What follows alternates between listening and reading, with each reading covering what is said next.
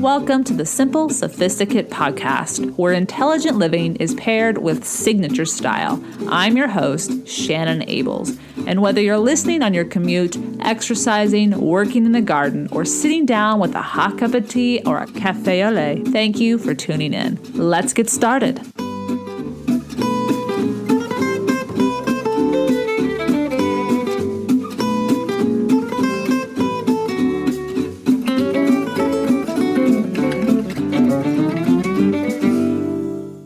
Welcome to the 274th episode of The Simple Sophisticate.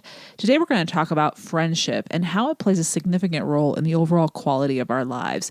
But before we get to that, this week's petit plaisir is a recipe that I have been enjoying in my own kitchen. And as it is winter here in the States, I find it to be especially cozy and comforting and full of flavor, but also very simple as well. So stay tuned as I'll share that recipe at the end of today's episode. But back to what we're talking about today, friendship.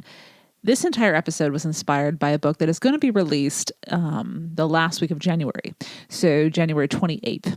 And it's a book called Friendship, The Evolution, Biology, and Extraordinary Power of Life's Fundamental Bond by Lydia Denworth. And I want to begin with a quote about this topic, which we're going to talk about how quality friendships are equivalent to cultivating a life of quality. And here is a quote from the book to get us started. By comparison with relationships forged in blood and love, science has historically given friendship short shrift. Biologists ignored friendships because, unlike romantic or mating relationships, they were thought not to affect reproductive success. Most of us are as guilty as scientists of failing to take friendship as seriously as it deserves. We pay lip service to it, but prioritize family and romance, ditching our friends when we fall in love, or letting time with them be the first thing to go when we get busy. Each of us is constrained by time, but we may want to rethink how we apportion the time we have. It turns out that friendship does have survival value in the most literal sense.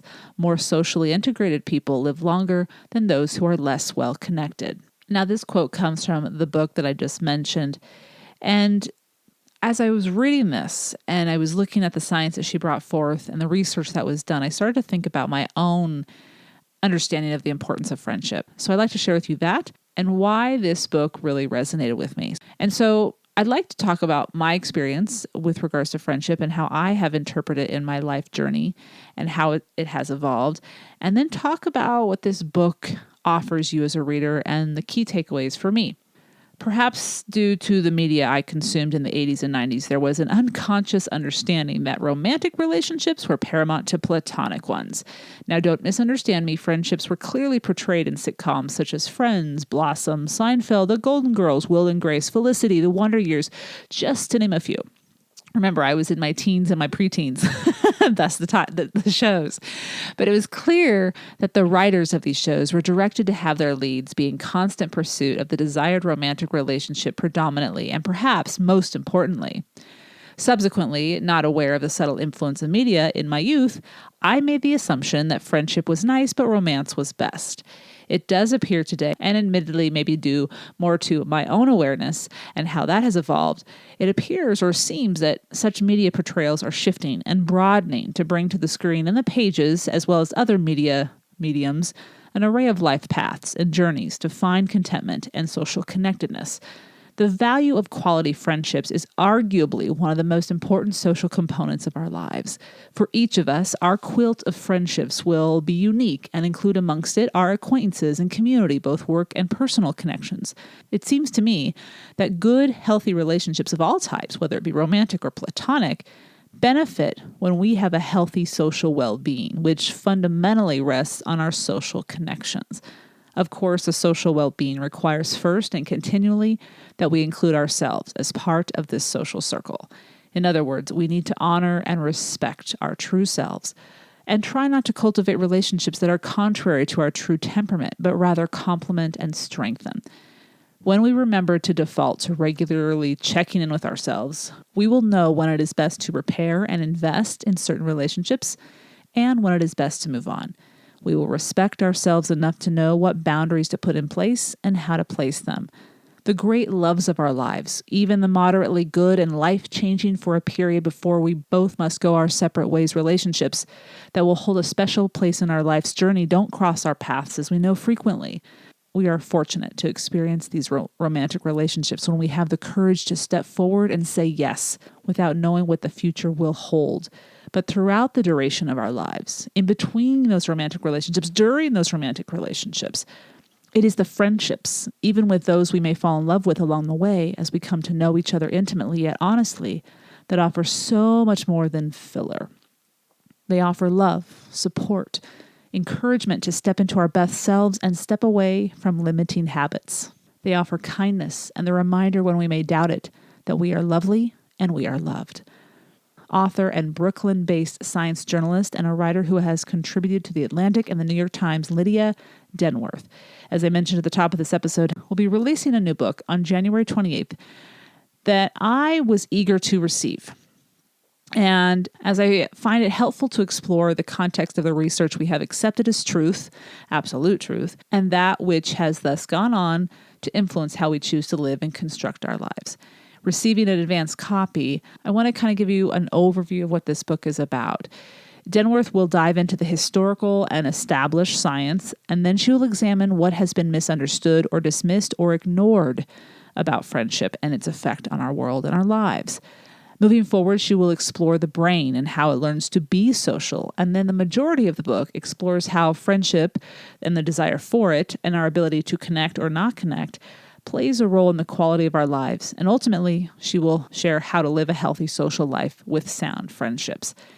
Today, what I'd like to do is share with you a taste of what I learned as I read this book and share 10 takeaways. Now, each of these I'm just going to touch on briefly, but these are the key points that caught my attention and that will hopefully give you an idea of what she's going to demonstrate through sound research and findings that are more recent and modern and take into consideration far more than previous studies have. So number one is that our overall health reveals the quality of relationships we have in our lives. She shares that as we age, the effects of the life we have lived, including our relationships, inevitably shows up in the body. Some are cumulative and some are short-term. So it is the strength of your friendships at 50 that will predict your health at 80. Now, the second quote, this last quote that I just shared with you, just gave me pause for a second because I think, and we'll talk about this more in future points today, it takes time to build friendships. It's an investment. It's a choice. It's not something that you can just snap your fingers and create. And I think this is important to keep in mind, all of us will gravitate to different types of relationships. And we'll talk about that in another point as well. So it's this idea and understanding that we do need to know who we are in order to cultivate these strong bonds. But we also need to know that we can't just fit into a template of what friendship should be, how many we should have, how we should behave together, what we should do. And I think sometimes it's easy to fall into that because if we all do that, then we are all searching for that same thing and then it's easier to fit in. But each of us are different. And the people that we strike up friendships with are unique too. And so it takes time to cultivate those relationships. Second of all, the first quote with regards to our health, think about the stress or the lack thereof that people bring into your life or don't bring into your life because they alleviate it. Think about the trust you have or lack thereof. All those things play a role in your health because of cortisol that's released in your body with regards to stress. And if it's chronic because of a chronically bad relationship or a relationship that's not evolving or growing or potentially limiting you and therefore causing more stress or unnecessary excess, whatever that is, it plays or has a role on your health. And I think if nothing else motivates us to build healthy relationships, let the health factor be the one that drives you to be inspired to create and cultivate stronger relationships. Specifically, today's conversation is all about friendships. So that's number one. Our overall health reveals the quality of relationships we have in our lives. Number two, more education and income leads to having more friends. Now, how is that possible or how does that work? Well, research has shared, and if you think about this on the most basic level, makes sense. Education, with regards to gaining more education, gives us more tools, more skills of how to communicate or how to work with more people. Thus, better social skills. And if we have more money or a higher income, it's easier to socialize more widely, whether we're out and about, going to a restaurant, going to a concert, traveling, meeting new people with similar interests.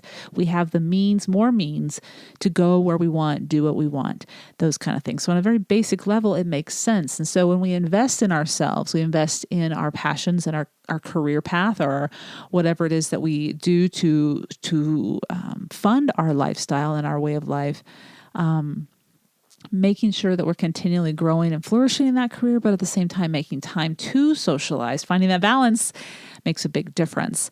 I think everyone's going to work with this recipe a little bit differently for their own well-being and their own interests, but that's something to keep in mind, So that's number 2. Number 3, friendships help buffer life stress. A point that Denworth brings up is that as we're growing up, as we're in our childhood home, up until puberty, our parents are our buffer to life stress often, and they help us navigate as best we can. We're not out and about as much as kids, as far as away from our parents.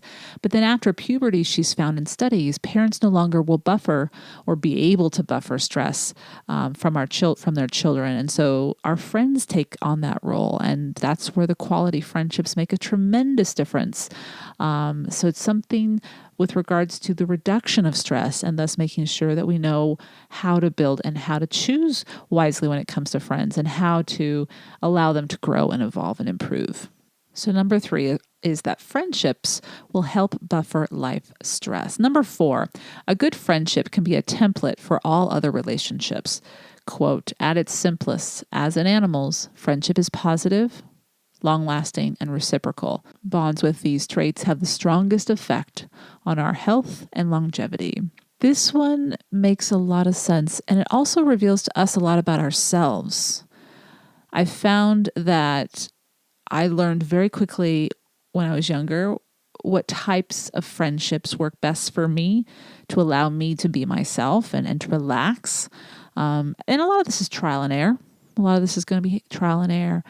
But that also allows you to be clearer about who you are and your needs, and where you can compromise and where you can't. And so that when you do step into those other relationships beyond friendships, you can say clearly and respectfully what you need, and so on and so forth. But also understanding the value of a healthy relationship in any capacity, whether it's romantic or platonic. So number 4 is a good friendship can be a template for all other relationships. 5, welcome a diversity of types of friendships. Now, in the book, in the chapter titled The Circles of Friendship, Denworth breaks down how there are 3 different types of friendships, and they are discerning, independent, and acquisitive. I just want to share with you what each one of these are.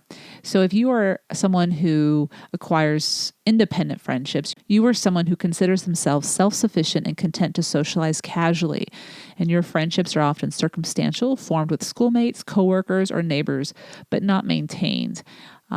Discerning people are deeply tied to a few very close friends, and those are friendships or relationships that tend to be long-lasting and harder to establish later in life. And then we have acquisitional types of friendships, and these are relationships or people that collect a variety of friends as they move through life. They are open to meeting new people, but they keep up old relationships too. And what the study found was that the categories that held up well were discerning and independent. Acquisitive friendships seem to be more properly divided into 2 groups. They broke it down into the selectively acquisitive, who were choosier, and the unconditionally acquisitive, who were mainly interested in socializing broadly. Now, what this study also showed was that the discerning friendship style was most common, and the independent style the least common. And I thought that was just really interesting, because we can obviously have multiple types of friendships, but what she's saying is that we should have independent friendships, we should have discerning friendships, and we should have acquisitive friendships. So it's this idea of really building a quilt of your own of different types of connections over the duration. Because if we're just discerning, then as they found in the study, then you're not cultivating friendships later on in life with new people.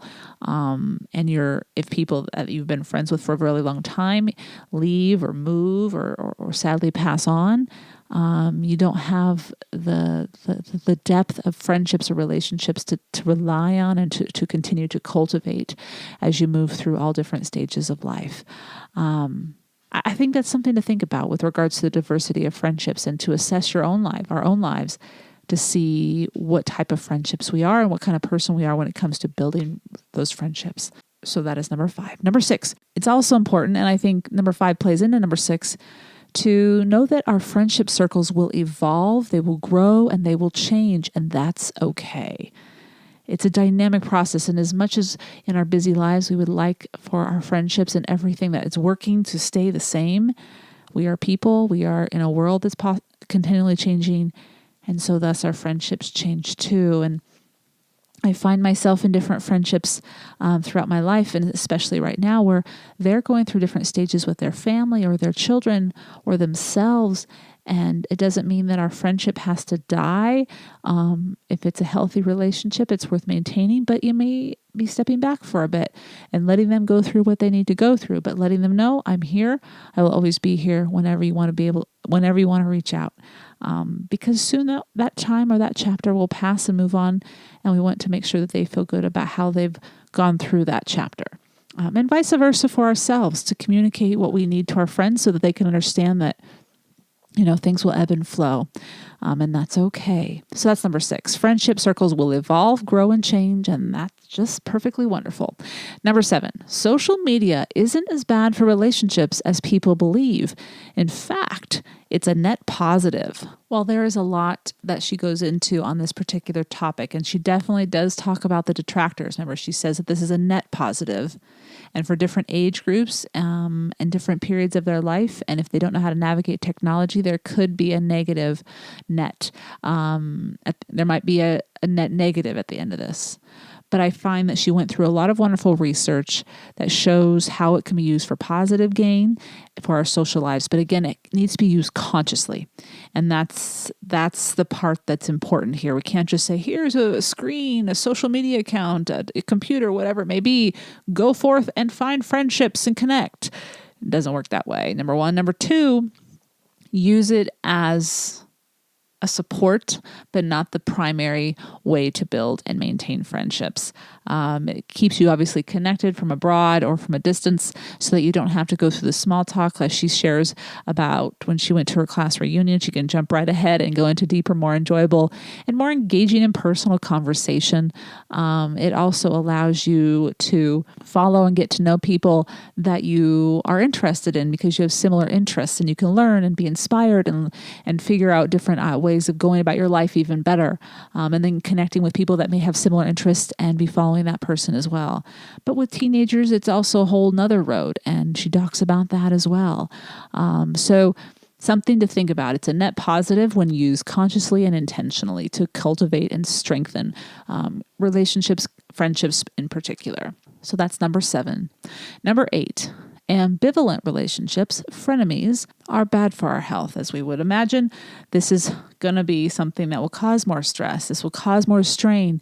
And to make sure that we're being conscious about who we bring into our lives, not just anybody, we set clear boundaries. And we invest in those that want to invest in us and back and forth, but also respect our boundaries, respect what we need, and understand that while friendship is a priority, it needs to go both ways. So number 8 is ambivalent relationships or frenemies are bad for our health.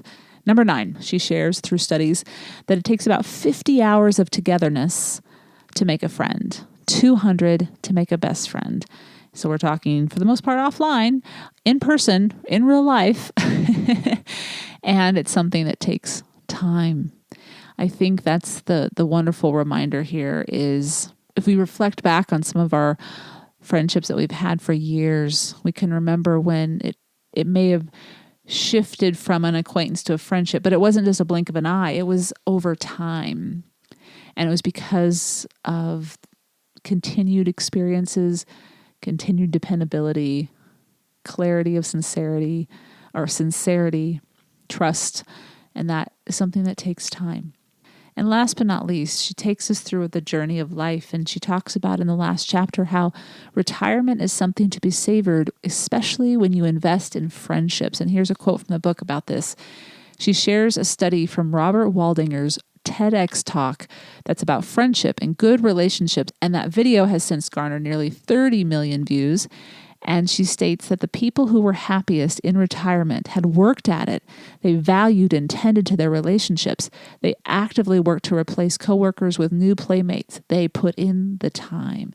And so there's this common theme where this is a conscious effort to cultivate friendships. It's not something where you just, I work with this person, I'm related to this person, this person's my neighbor.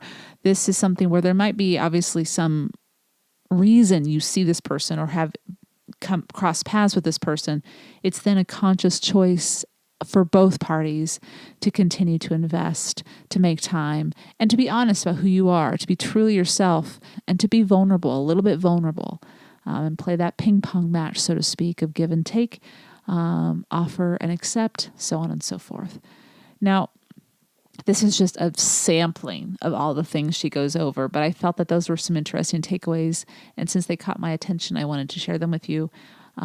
Similar to so much of our lives, when it comes to friendship, how we enrich our lives, how we increase the quality is to be conscious about the choices we are making when it comes to who we get to know, how we get to know them, and the regular continual engagement with them.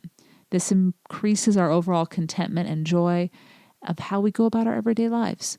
Friendship is an undercurrent that, when tended to, can elevate and bring tranquility, or when not tended to, can cause unsteadiness and make for a rough journey when neglected or ill-tended. So knowing more, understanding how, is one of the first components to a strong cultivation of what we wish to grow, in this case, friendship, strengthening our friendships. Certainly it is not the only step or the final step, but it is important. And then we must be patient with ourselves and those we are building relationships with to give them time to grow and to have the potential to blossom should they blossom, because they may not. In time, good things and a good life will grow when given that proper attention. And here's a quote from the book to leave you with a last thought. Quote, social bonds have the power to shape the trajectories of our lives, and that means friendship is not a choice or a luxury. It's a necessity that is critical to our ability to succeed and thrive. It can even be a model against which other relationships should be measured. So I hope you've enjoyed today's episode. Again, this is all inspired by the book by Lydia Denworth titled Friendship, the Evolution, Biology, and Extraordinary Power of Life's Fundamental Bond. And I've also included a couple of episodes and posts from the past, from the archives, that you might be interested, that touch on friendships, relationships, social well-being, and just this choice to build and strengthen friendships. All right, I'll be right back with this week's Petit Plaisir.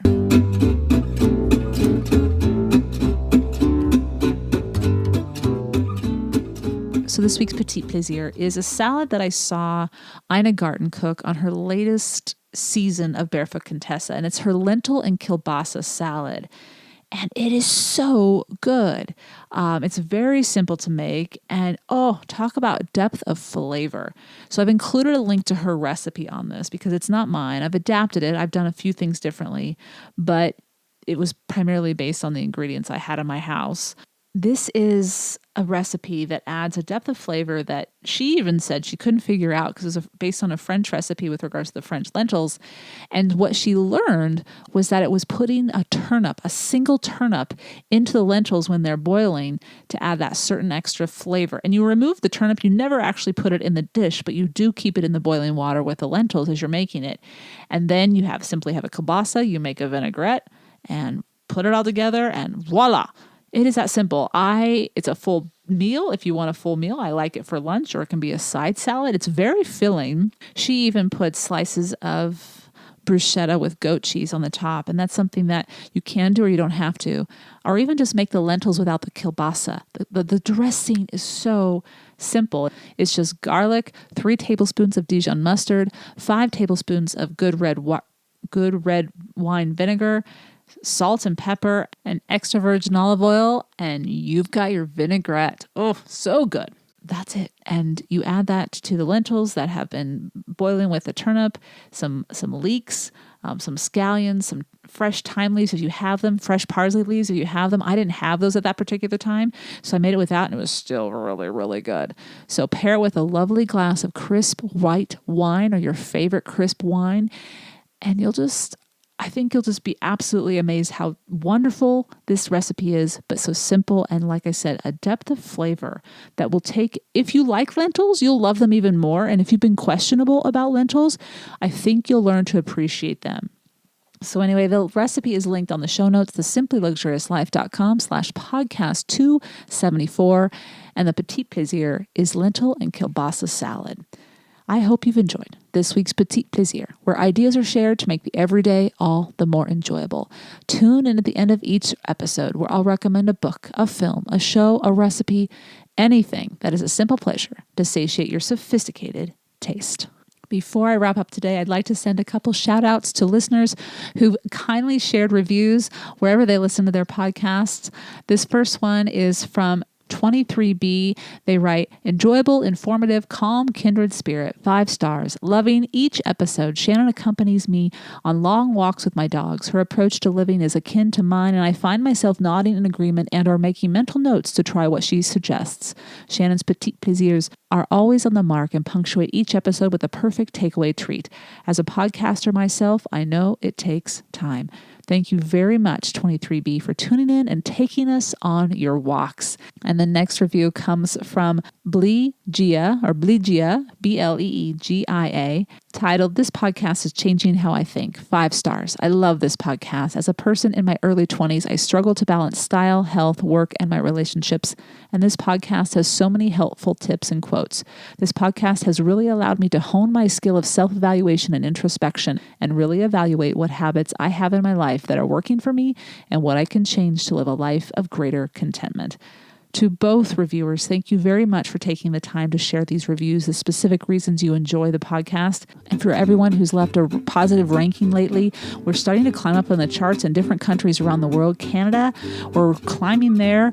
Ireland, we were in the top 20. Hello, thank you so much in Ireland, and so many other places around the world. I try to keep up with all the rankings and the charts just to let you know I see them, and that's because of you. You're tuning in, you're downloading, you're sharing, you're positively reviewing it, and that makes such a difference. So thank you very much for your time. Thank you for tuning in. The next episode will be the first Monday of February, so be sure to tune in 2 weeks. I'll see you then. Bonne journée.